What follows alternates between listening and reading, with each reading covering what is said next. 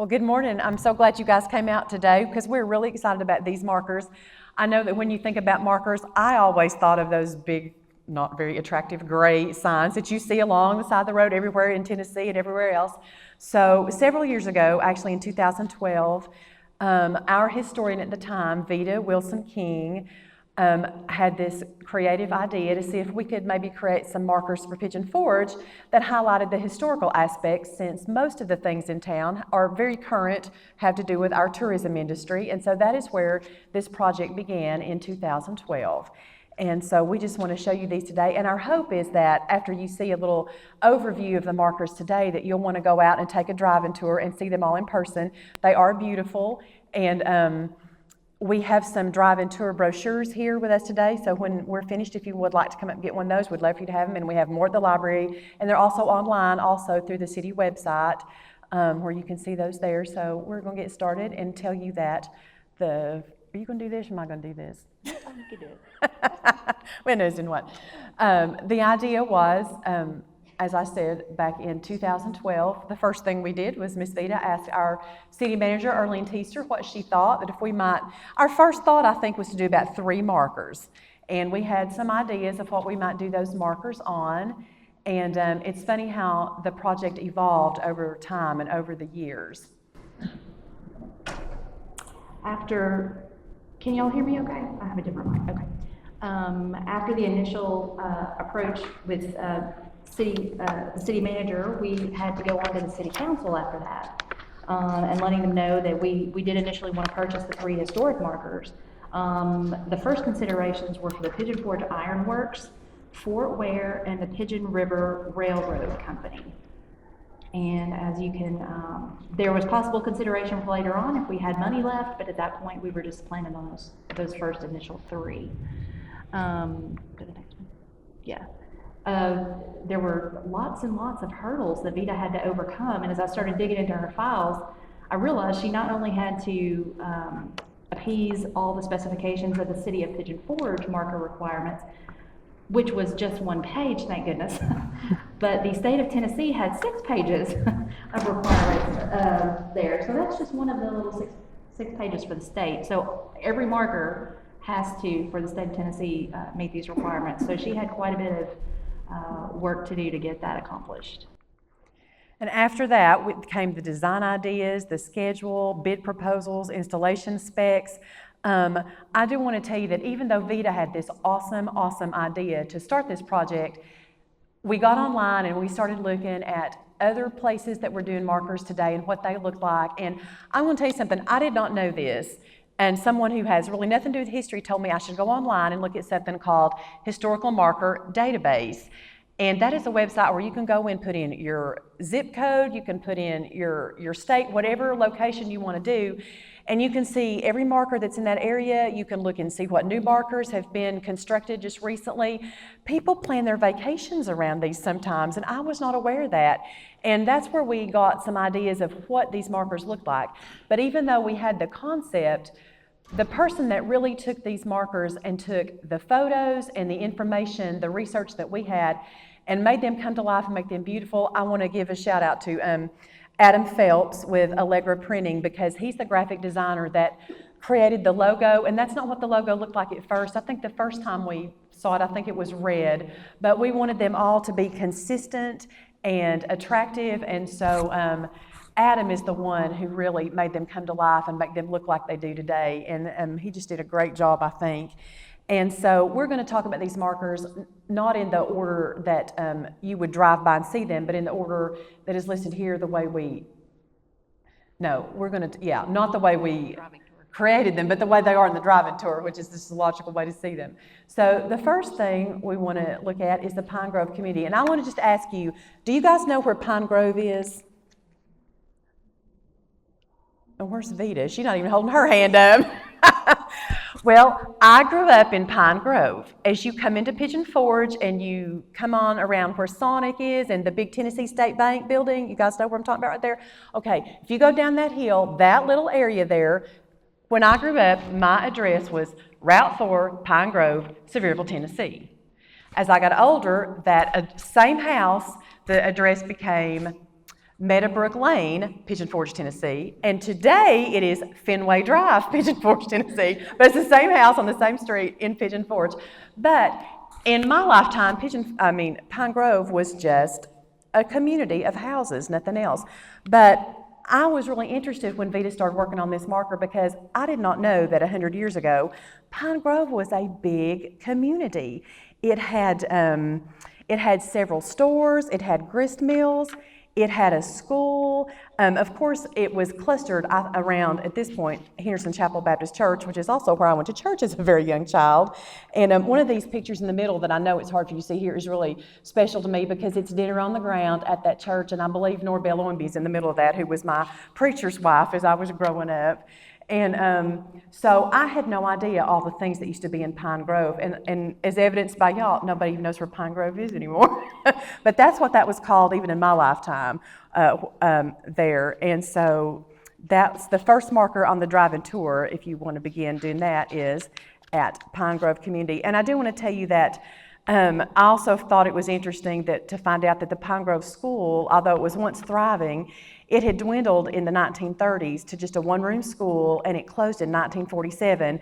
And the last teacher there was Miss Leela Gobble, and she was still teaching at what was Pigeon Forge Elementary School when I went to school. My dad had her in school, and she was still teaching there when I went to school in the 60s. And so I just thought that was really cool because I learned lots of things about the neighborhood I had grown up in that I had no idea about. Marker number 2 on the driving tour, and we do have little directions that tell you in here how to go from 1, 2, 3, 4, and so on. Does anybody know where Fort Ware was located? Are you all familiar with where the Pigeon Forge Public Library is at Light 2B there next to the community center? More or less right behind that location is where Fort Ware was located. And it was built around, Colonel Ware built it around 1781, and there were actually over a dozen forts built in Sevier County. At that point, when he built the fort, we were technically still part of the Western Territory of North Carolina, so we were not a state of Franklin, we certainly weren't the state of Tennessee yet, and part of those original 13 colonies from North Carolina. A lot of the settlers from that North Carolina area were given land grants, which is why he built the fort over this way. And we were considered part of the territory, U.S. territory south of the river from 1790 to 96 until Tennessee became a state in 1796. Why did they build the fort? This was basically the Native Americans and the white settlers were kind of jockeying for land at that point, and it was a real haven for soldiers, and there were raids, there were fights, there were lots of skirmishes that popped up through this area. So I was surprised to learn that we actually had a dozen forts. I knew we had several, but I didn't realize we'd had 12 in Sevier County, just because there was a lot of that going on. Colonel Ware was also a patriot who fought with the American colonies before the Revolution, and he was very instrumental in actually having Tennessee become a state. He helped write the state constitution in Knoxville and was a signer of the document in 1796. So if any of you guys are familiar with our local leaders now, our mayor, David Ware, is actually a descendant of Colonel Ware. So he's a couple of years younger than me, I think, the mayor of Pigeon Forge, so he's doing a great job. What we've done with our markers here is actually show you a close-up of the marker, which this screen is actually big enough that y'all may be able to read some of it, but then we're also giving you a placement of where the marker is so that you kind of see the surroundings there, so what they look like. So we'll go on to marker number 3. That takes us to probably the first instance in this area that was a tourist destination was Henderson Springs Resort. And it was a popular resort around a mineral spring that's very close to where our marker sits, about 400 feet from there, we think. This water that was there was promoted as effective and invigorating tonic. People came from all around and brought their buckets and filled them with this special water that poured from an old gun barrel spout. It was said back then to be better than doctor and medicine, and it contained all kinds of healthy properties, they thought. And They had a 3-story hotel with 32 rooms in it. See, I'm not old enough to remember this, y'all. I didn't know this. This was news to me when Vita started doing this research. 1897. Yeah, It's a little 1897. before your It's a little before my time. But I really do think that's our first tourist destination right there. When the Great Depression came, Henderson Springs Resort closed in 1930, and the final structure burned in the 60s, and so there's really nothing left to see of it today. And that's the reason that Vita wanted to do this, because we have things that were here, but there's no record of them, and there's nothing to document that they were once such thriving places like this. I want to tell you that there are other places here at Wilderness this week, I'm sure, that you can find programs about the Whitecaps and the Bluebills, so I'm not going to talk about them except just to say that in 1894, there was a battle fought right here, very close to where this marker sits, between the Whitecaps and the Bluebills, and so that is why just beyond this marker, there's Battle Hill Road and Whitecap Lane that was named for that skirmish, and you can learn a little bit more about that on that Henderson Springs Resort marker. This one actually has a lot of information on It this. does. I guess one of the biggest things that I've learned about this area was, especially just Pigeon Forge, and I guess it's true probably of the other areas too around here, but I grew up in Gatlinburg, so I'm a little more familiar with their history, but there are those little pockets of communities. Mhm. You know, there was Pine Grove and Henderson Springs and the areas around the Methodist Church here on Middle Creek, that whole, so there's lots of little pockets of air, there were almost like little mini towns within this whole section that we think of as Pigeon Forge now. Of course, the heart of Pigeon Forge pretty much has always been the old mill. It was built in 1830 by William K. Love. He inherited it from his father-in-law, who was Mordecai Lewis. Mr. Love later became the first postmaster, and the first post office was actually located in the old mill. During the Civil War, you all have probably heard the stories about the uniforms that were made for the Union soldiers on the second floor for the soldiers that were actually stationed in the Gatlinburg area. And they also rolled bandages there. We were fairly solid Union in this area. There was a little Confederate stuff going on, but we were mostly Union sympathizers. Later on, a water-powered sawmill took the place of the iron forge, and that sawmill operated until 1900. In 1901, Andy Householder replaced it with a 2-story grain storage building, which is now the Old Mill General Store. If you all have ever been there, that's actually kind of the first thing you see as you turn off the road there. That brings us up kind of to the beginning of the 20th century, when Pigeon Forge was still a thriving farming community, and still the center of everything was that old mill location in the heart of town there. So that is one reason that we chose that location for this particular marker. It's kind of at the corner of Old Mill and South River Road. If any of you remember back in the day when Jim Gray's Gallery was right there. Now I believe it's a cider winery place. So that marker is right there, and there is a little place to kind of pull over. Businesses continue to spring up around the Old Mill area, including blacksmiths, merchants, millers. The householders advertised in the Montgomery Vindicator, which was the newspaper prior to the Mountain Press that we have now, stating that residents could bring their spring wool to the mill and have it converted into rolls by the carding machine there. So it functioned in a lot of different ways. By 1930, they had added, the residents of Pigeon Forge had added a bottling plant, a cannery, a wood planing mill, and a coffin making business. And even later on, from 21 to 1930, the mill actually generated electricity for the area. So you can see how it played an instrumental part in the area all the way, literally from the beginning, even until today. It's still one of the oldest continuing operating grist mill in America, and definitely one of the most photographed for sure. One of the other businesses that sprang up in this area was by Douglas Ferguson. He discovered a clay. He was a potter, a master potter. He discovered a clay by collecting local dirt daubers. Everybody know what a dirt dauber is? Yeah. Oh, good, we got knowledge. I can't believe, I mean, that just blows my mind that he would go out and collect the little, I guess it's their little houses, their little nests, the little mud nests that they make, and would fire them in his kiln. He worked it into 2 different colors and came out with a soft gray color and a reddish brown color, which Mr. Ferguson called pigeon red. So the Pigeon Forge Pottery was founded right near the old mill there by Douglas and Ruth Ferguson in 1946 and continued until 1999. There's still a pottery shop in that location there, which is now Pigeon River Pottery. Another important business in that area was Butler's Store, which operated for over 7 decades. That was at the Anchor. It was an Anchor store at the corner of present-day Old Mill Avenue and South River Road. So when you get the marker there, you'll see that red brick building. I think it says something like General Merchandise above it or something now. But now, how many of y'all remember the Butlers? Y'all remember Butlers, right? I was going to say almost everybody remembers Butlers because it was just there for so long. It was. Yeah. Customers would come in there with their lists. They would come in for $2 shoes and 50-cent overalls. But they could get mule collars, fertilizer. They could get food there, bait for fishing, all kinds of different stuff. Bologna. They had big rolls of bologna. Big slabs. Yeah.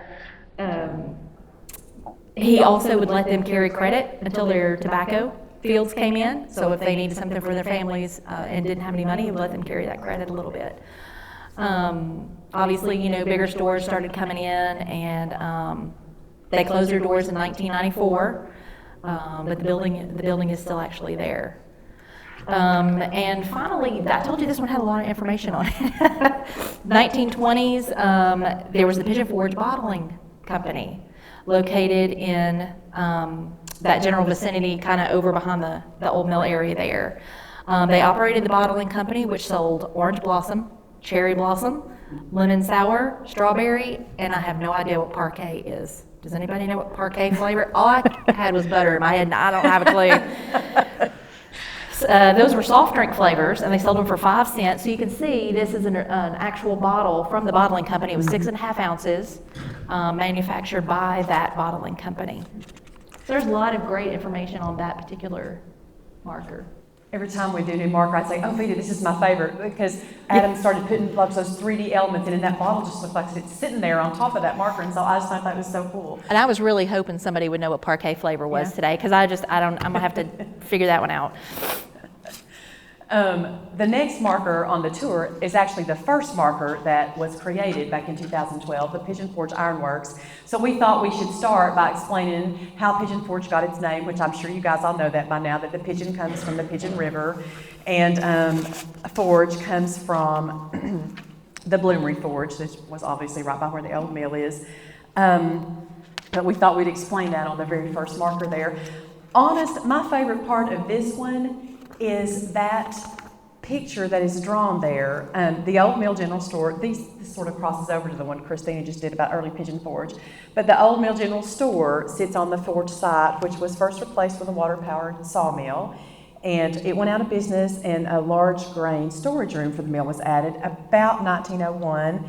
And what we've got pictured on here is an artist's interpretation of the original Pigeon Forge Ironworks, and that came from a menu on Butler's Forge Hammer Restaurant, which turned into later the Apple Tree Inn. You guys know where that is now when I say Apple Tree? Nobody remembers the Butler's Forge Hammer Restaurant, right? I'm assuming, because I can't remember anything but the Apple Tree Inn, and I'm getting old. But the Apple Tree Inn it's now, I think it's Rooster's Pancake House. It's right there, is that what it's called now? Right there on the Parkway, sort of about traffic light number 6. That was the very first marker we did, and we were just so proud of it, and so, like that one. That sits right at the edge of Patriot Park behind the old mill. There's several in that Patriot Park location, which brings us to marker number 6, which is the Pigeon Forge Elementary School and the canning factory. So I don't know if you all have noticed, the backdrop behind the photographs is actually a label from the Pigeon Forge Canning Company. It talks about hand-picked fresh tomatoes there. So that's what I just faded it to make a background, but that's what the actual label looks like there from the hand-picked tomatoes. The Sevier County School Board actually purchased a piece of land on the Gobble Farm for a brand new Pigeon Forge schoolhouse in September of 1917. They paid $500. There ain't no land in Pigeon Forge for $500 now, I'm just saying. It was located northeast of where we have this marker located, between Middle Creek and the Dixie Canning Company. So now we're over kind of towards Teaster and back KOA, that area, the back part of Patriot Park. That is the southwest corner of Teaster Lane and Old Mill Avenue, kind of where they come together right there. There had been a Pigeon Forge Academy prior to this new school building being built, and they finally got into the new schoolhouse in August of 1923. Mr. Frank Marshall served as principal from the early 30s until the early 60s. He was the longest term in school's history that he taught. He coached the basketball teams through lots of years. We have a great basketball tradition in Pigeon Forge, and he would drive the players to games in canvas-covered cattle truck. Games were played in an abandoned milling company warehouse nearby. They purchased 10 pans for 15 cents each and used as light reflectors because there was no electricity. So somebody seriously loved basketball. The residents made the boys' uniforms. They filled a large pot with orange dye and colored old t-shirts that they had. Then they cut out letters from black felt hats, and that's what they would make the numbers with. And that's how we got our black and orange Pigeon Forge colors to this day. I'm not sure where the Tigers thing came from yet, but I haven't run across that. But that's how the black and orange colors are still in use today. And they would make the girls' uniforms. Girls got to play as well. The Dixie Canning Company opened at Pigeon Forge in 1917. It would purchase from the local farmers beans, berries, pumpkins, apples, and tomatoes. Farmers could earn between $60 and $160 per acre growing tomatoes and 30 cents per bushel for green beans.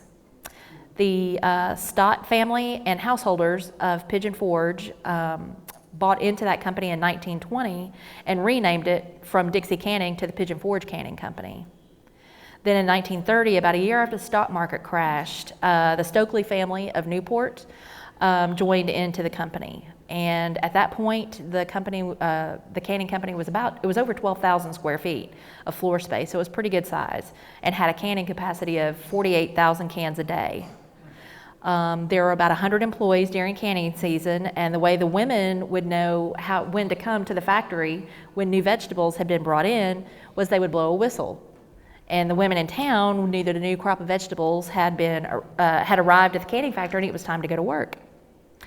The canning company actually closed in the 1930s, and I have a quote, obviously this is before child labor laws, from a little boy who was about 8 or 9 years old who worked at the canning company, and he said, and I quote, "The first dollar I ever made was at the canning factory, $1.58 a week for breaking beans. It was in an envelope. I was working with my sister Pearl. It made me think I was rich. I kept it for a long time. At this time, I was between 8 and 9 years old, and sometime later I decided I would go on a shopping trip down to the village in Pigeon Forge to Shirley Butler's old general store." So that was John Trotter, the great-grandson of John Sevier Trotter.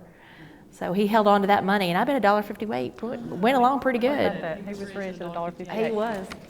One of the things I want to point out too is we realized that as we were making the text for these, we would say the current location of whatever. So in the corner of this one, every one of our markers down the very bottom, it says funded by City of Pigeon Forge. And about 2014, we started actually putting that date on there. So you could say, oh, in 2014, this was current. We realized that was important and we'd not been doing that. But everyone you see from this one on down in the corner tells you what year that the marker was actually constructed. And when I think of the Methodist Church, or Middle Creek Methodist, I just think of a church and a cemetery. But much like the Pine Grove community, Middle Creek was a vibrant, big community 150 years ago. Actually, by the early 1800s, open-air revivals, which they called camp meetings, which a few of those can still be found today if you look really hard, but they were held then for weeks at a time. And the site became known as the Middle Creek Campground. And so also, like I say, just like the Pine Grove, as you mentioned, there's just pockets of big communities around here that we don't think about now. By the early 1900s, the Middle Creek settlement included 3 stores, it had 3 train stops, it had several large farms, it had the Middle Creek Academy, and it had a post office. So that was part of Pigeon Forge, but it was their own community.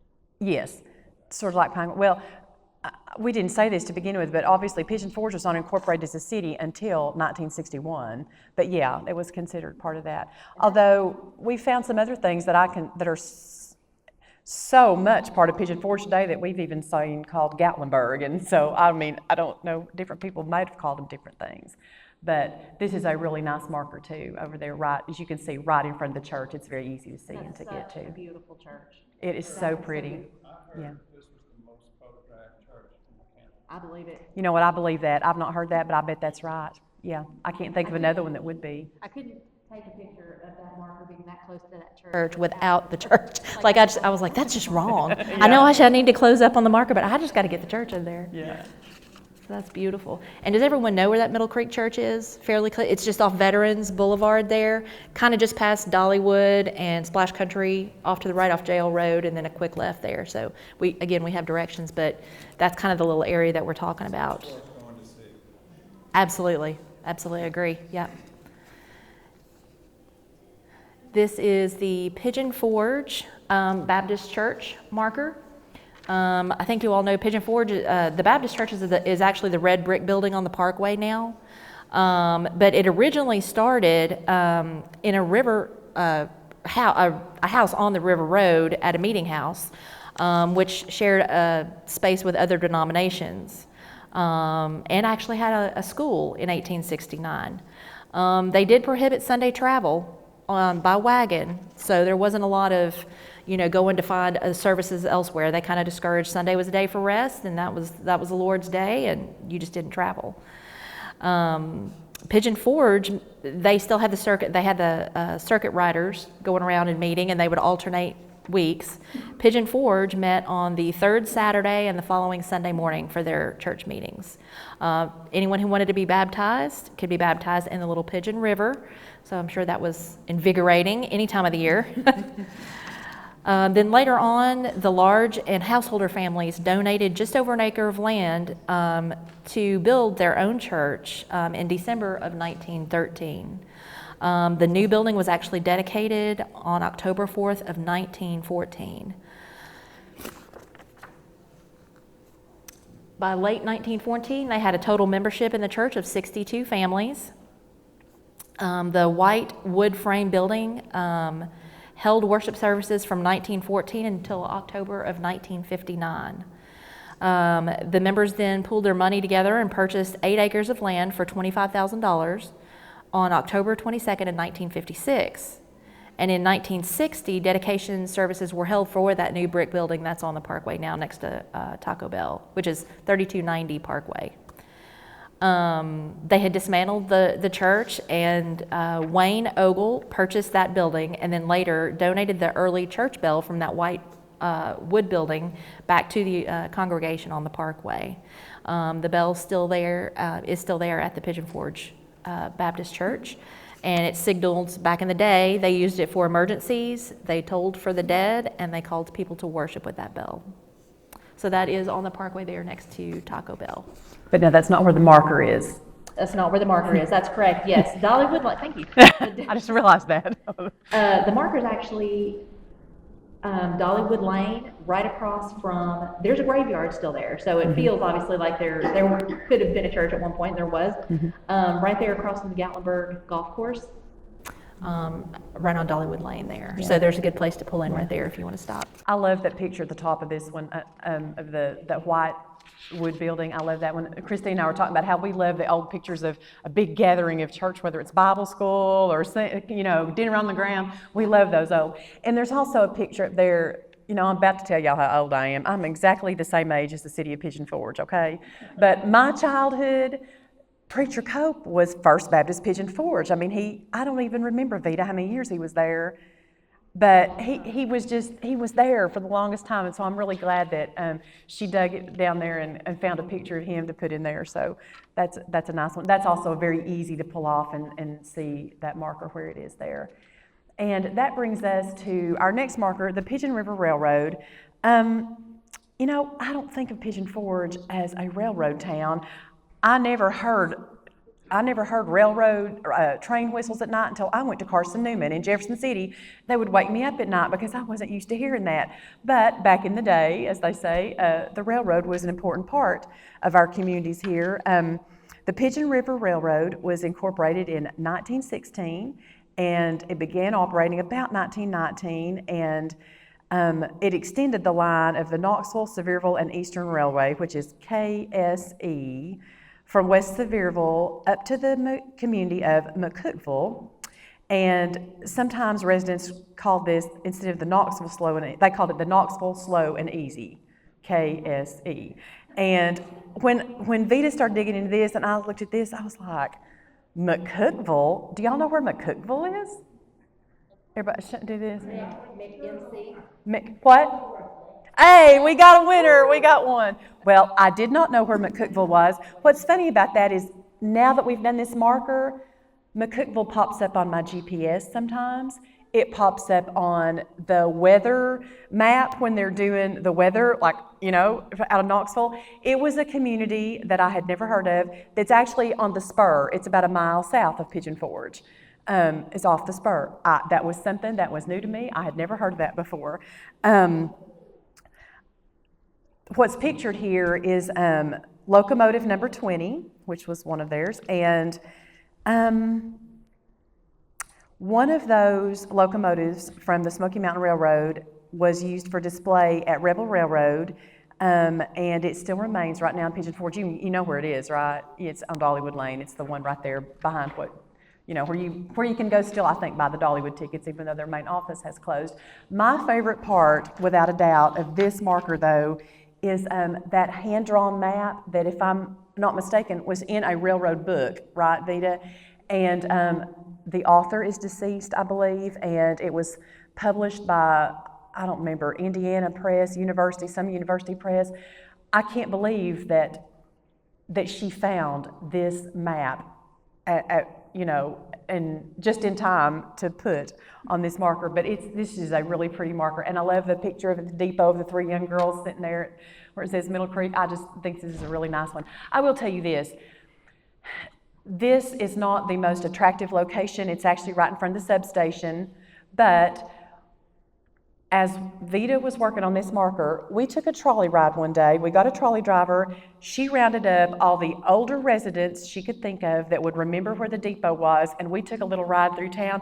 And that was very interesting because, however many people you have in a trolley, that's how many opinions you're going to have. But we wound up placing it over there, and it is very easy to get to. But that's why it is there. It's kind of across from the KOA campground. So that is very close, though, we think, to where the depot was. Did that map actually have McCookville on there? Yes, that map has McCookville on it, which is what brought up McCookville. And I had a friend check in on Facebook one day, and it showed her checking into McCookville, and I was like, where are you? She's like, I'm home, and I'm like, where is McCookville? You've lived in Boogertown your whole life. For some reason, McCookville just, it popped. It was really, that's so strange. that was funny. Yeah. This is the First United Methodist Church and Pigeon Forge Academy. This is also another lovely church in our area that's actually located right downtown Pigeon Forge next to Food City, if you all kind of know where that is, sort of across from McDonald's. It was in the First United Methodist Church of Pigeon Forge was part of the circuit riding preachers route that would come through here from the Knoxville District Holston Conference. The William H. Trotter family donated the land for, initially it was called the Methodist Episcopal Church, which was organized in 1880, and I'm not quite sure how you get the Methodist and the Episcopal. Maybe they just combined. I don't know how. Hey, I saw that on something else this morning. I can't remember. The Methodist Middle Episcopal? Creek, it was like, there was another Methodist Episcopal or something else Episcopal. Maybe you just didn't have two yeah. big enough congregations to be I meant separate. to tell you that, but I saw that this morning. They went ahead and created a white frame church around the same time, and by 1916 had added a parsonage. They did have a church fire in 1919, but reconstruction began immediately after that. There were some hard times right through there. There was a flu epidemic that came through the area, and there was a great flood. They call it the Great Flood of 1920. It washed out that bridge, which has happened a couple of times actually, by the old mill. And so people were really strapped for money. People were recovering from illness. And even with 64 members present, there was a day in March that the collection plate was a total of $1.28. So just not a whole lot of money to go around.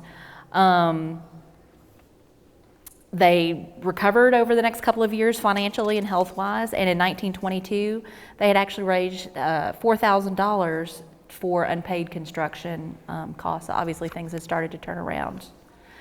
The modern parsonage was constructed in 1955, and then back in the 70s, I thought this was kind of neat. The men's club of the church organized a medical emergency ministry, and they held service. We had a drive-in theater here in town, and they would actually have services at the drive-in theater for travelers and others that were unable to attend the regular church there.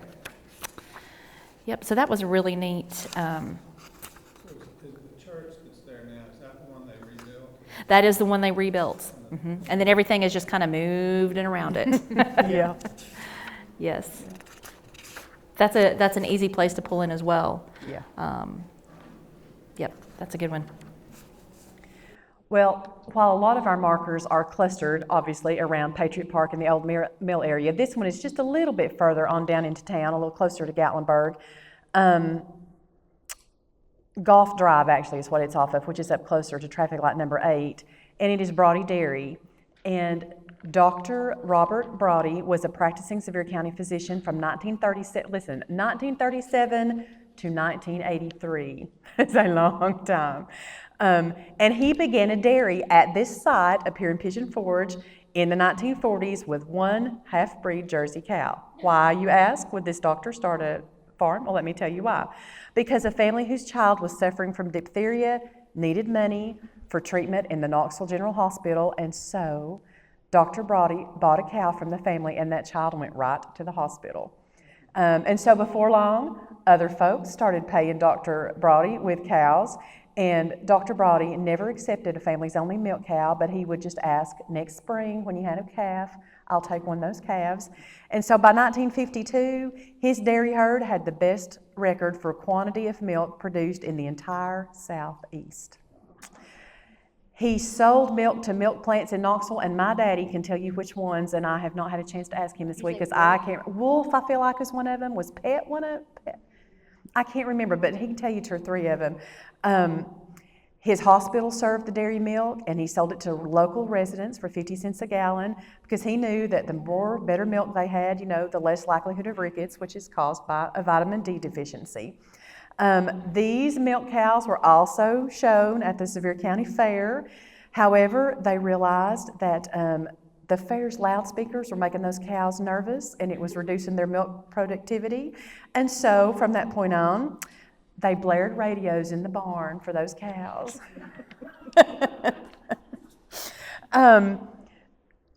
Dr. Brodie was not from Sevier County. His family's not from Sevier County. He actually grew up on an Indiana farm, but in 1917, his family moved to White Pine, Tennessee.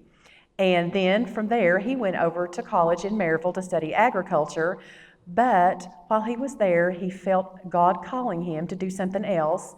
And he also met a young lady named Ellen Cox, who was from Seymour. And they dated while they were, they went to Pennsylvania, back up north to Pennsylvania to medical school.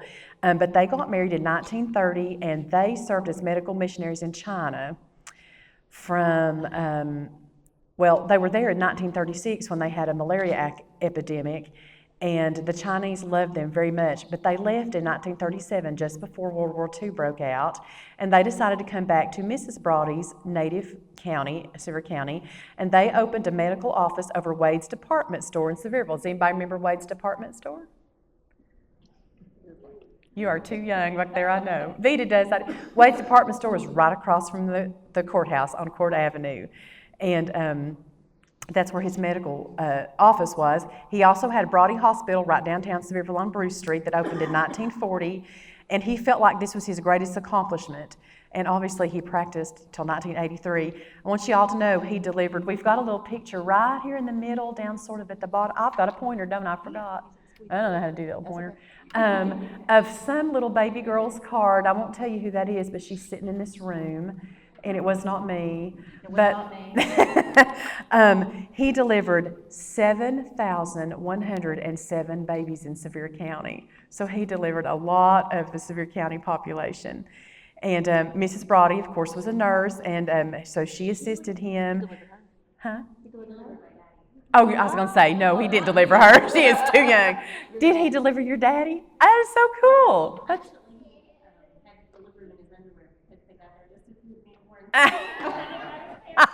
That is awesome. I love it. I love it. So anyway, I really liked this this marker of Brodie Dairy. And I'm going to give you a quote. Y'all know that the Church of God Children's Home has been a fixture in Sevier County way longer than I've been around. But in 1983, the director said to Dr. and Mrs. Brodie, said about them, "You are a tonic for all who know you. We love you and always will." So they were just really well thought of. And this is a nice marker over there, a nice tribute to them and their family, I think.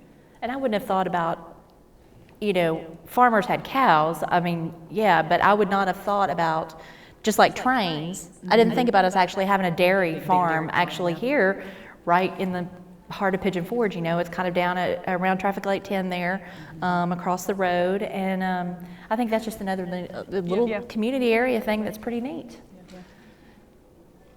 And last but not least, we're going to let you look at this for a minute on the screen, but we're not really going to talk about it because we want you to come back Friday. Whereas we don't remember the Middle Creek settlement or the Pine Grove community or many of these other things, there's a ton of attractions that have come and gone in not just Pigeon Forge, but Sevier County. And Christina has done a great job researching some of these too, in addition to the ones that are on our markers. And so this was the final marker in our project that lasted from 2012 to 2018 with 12 total markers. And we completed this one after Miss Vita retired, and so we're especially proud of this because we actually got to put this one together and help do it. It is Pigeon Forge attractions. I say, now what we're doing Friday is lost attractions, things that were here and are not here now. I think the only thing that's on here now is it probably mentions Dollywood probably because the Gold Rush Junction is still here. But we have had so much fun because, hey, I remember attractions from the 80s. And the 70s. And some of y'all will remember them from the 60s and probably the 50s. And so we found some, and by we, I mean Christina, we found some great pictures and some really cool information about some of the things that have come and gone in our town as part of the tourism industry over the last, several decades. And so if y'all come back Friday afternoon, we'll do this again and we'll show you some cool stuff about. It's 2 o'clock. I believe it's 2 o'clock in this exact same room, Pigeon Forge and other parts of Sevier County attractions too. And so that's our commercial for Friday, and we hope you enjoyed it and learned a little something, and we hope you will come. It's right in this room, Friday afternoon. Oh, I'm so sorry. I'm like, it's right here. What are you thinking? It's right here.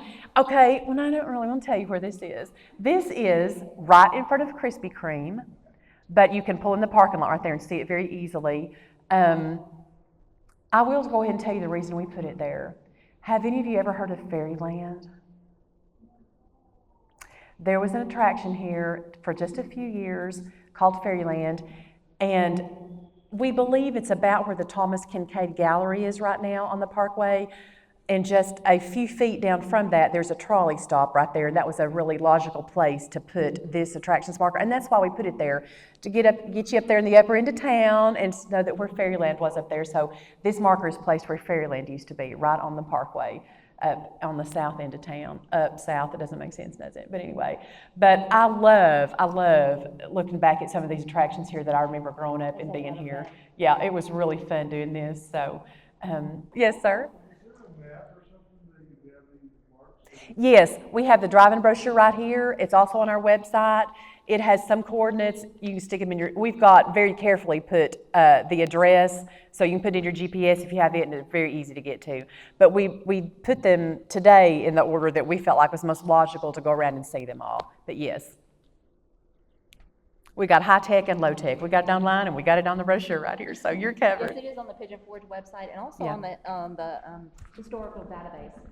Website. Yes, as we created one, we tried to go in and put that on that historicaldatabase.org website too, so they have them on there too.